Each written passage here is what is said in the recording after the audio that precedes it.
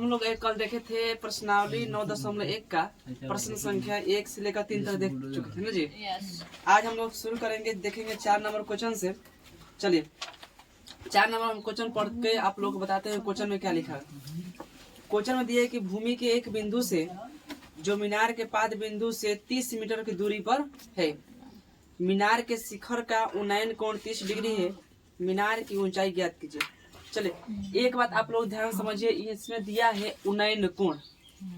आपको एक और शब्द सुनने को मिलेगा, अवनमन कोण। क्या मिलेगा? अवनमन कोण। तो एक मिलेगा आपको उन्नयन कोण, दूसरा क्या मिलेगा? अवनमन कोण। देखिए उन्नयन कोण का मतलब होता है कि किसी भी चीज को आप नीचे से ऊपर की ओर देखिए। जैसे हमको छत पर देखना है तो कैसे देखेंगे? नीचे से पलक को ऊपर करेंगे तब जाके देखेंगे। तो उस हमारे आंख से जो ऊपर कोण बनेगा उसे हम लोग उन्नयन कोण कहते हैं। क्या कहते हैं? उन्नयन कोण।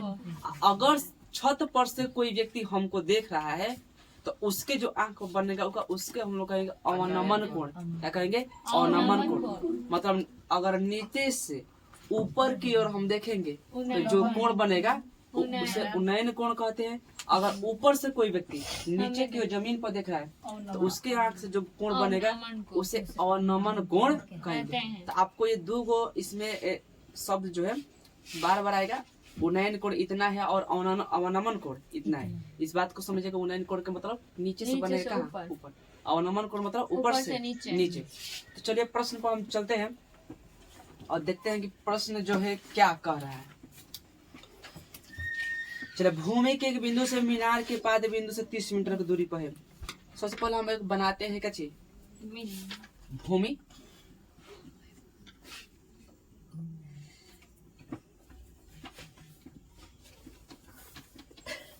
ये कोई भूमि है जिसकी यह क्या है? एक बिंदु है। क्या है? बिंदु। यहाँ पर मान लीजिए कि कोई यहाँ पर मीनार लगा हुआ है। क्या लगा हुआ है? मीनार। इसके बीच की दूरी दिया है आपका कितना? 30 मीटर दिया है। क्या दिया है? 30 मीटर दिया है। आगे पढ़ेंगे तो दे रहा है कि जब मीनार के शिखर का उन्नयन कोण, मीनार का शिखर ये है ना, तो शिखर का जो है उन्नयन कोण इस बिंदु से जो उन्नयन कोण बने ये वाला है कितना डिग्री का? 30 डिग्री। कह रहा है कि मीनार की ऊंचाई ज्ञात करें। यही आपका क्या है? मीनार है। ये मान लेते हैं ए बिंदु हो गया, ये बी और ये सी। ये आपका जो हो गया मीनार हो गया। क्या हो गया? मीनार। ये आपका है भूमि।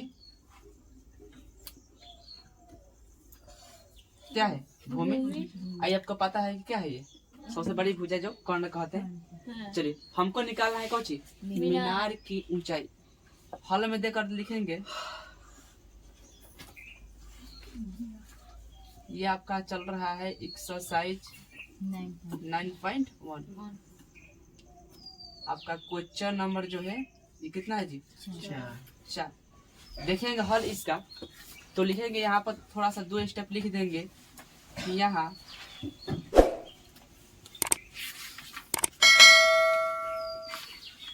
मीनार की, यहाँ मीनार, यहाँ मीनार, हाँ यहाँ मीनार ये भी है तथा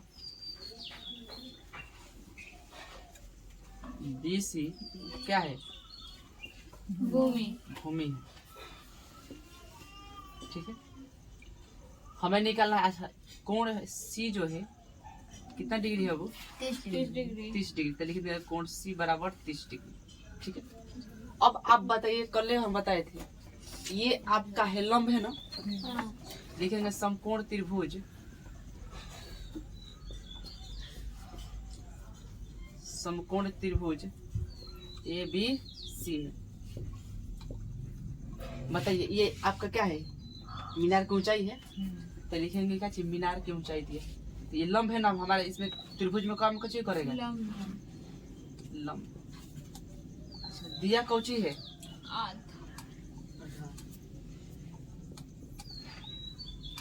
आधार दिया है ना। अब बताइए लंब बटे आधार, साइन कॉस टेन क्या चीज का प्रयोग होगा? Tan theta. टेन थीटा होता है लंब बटे आधार आधार। यहाँ पर लगाएंगे tan। पास में आ रहा है। चलिए, और tan थीटा है तो tan थीटा का स्थान पर कितना दिया है बाबू? 30 डिग्री 30 डिग्री बराबर। ये लंब कितना दिया है? कुछ नहीं दिया है तो हम मान लेते हैं ये जो है ए बी है, ए बी लिख देंगे लंब। आधार कितना दिया है? 30 मीटर। तो देख tan 30 का वैल्यू बाबू कितना होता है? बराबर ए बी बटे 30 डिग्री मीटर। आपको पता है क्रॉस मल्टीप्लिकेशन करेंगे 30 में 1 से करेंगे तो 30 होगा, √3 में भी से करेंगे तो √3 ए बी बराबर कितना? 30 में से 30 मीटर हम लिखेंगे, इसलिए ए बी बराबर 30 बटे में। आपको पता है कि यहाँ पर अपरिमेय संख्या है, हमको हर का परिमेयकरण करना होगा। हर के परिमेयकरण में क्या करते हैं? नीचे वाला से क्या करते हैं? मल्टीप्लाई करेंगे तो 30 में √3 से गुना करेंगे कितना होगा वो? 30 √3 और 3 √3 और √3 मिलके पूरा 3 से कट जाए कितना लिमिट? 10 रूट कितना गया? 3। यही आपका हो जो हुआ मीनार की ए बी कितना गया? यही ना ए बी है। ए बी बराबर मतलब मीनार की ऊंचाई कितना गया? 10 √3 मीटर। बात समझा रहा है? यहाँ पर लास्ट में लिख दिया ए बी बराबर 10 √3 मीटर। अभी आपको पता है कि ए बी क्या है जी? मीनार की ऊंचाई। यहाँ पर लिखेंगे ए बी बराबर मीनार। ठीक है, समझ में आया? चलो बताइए, देखते हैं इसके बाद नेक्स्ट सवाल को।